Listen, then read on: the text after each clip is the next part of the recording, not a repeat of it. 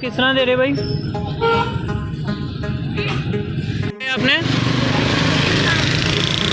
100 के कितने किलो दे रहे हो आप?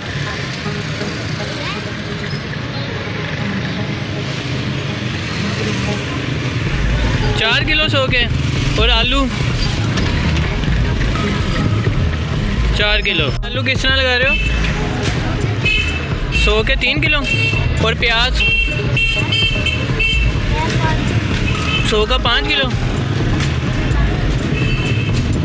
तो भाई कोई रियायत वगैरह डिस्काउंट नहीं? डिस्काउंट कोई नहीं, एक रेट फिक्स प्राइस। ये किस तरह प्याज लगाए आपने? हाँ 100 के 5 किलो आपने। और आलू वो भी 5 किलो।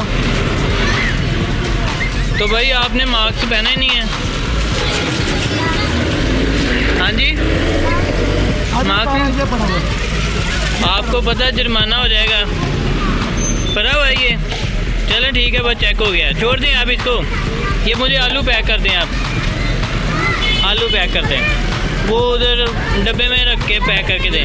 ये लें, इसमें आलू पैक कर दें आप, 4 किलो आलू पैक कर दें।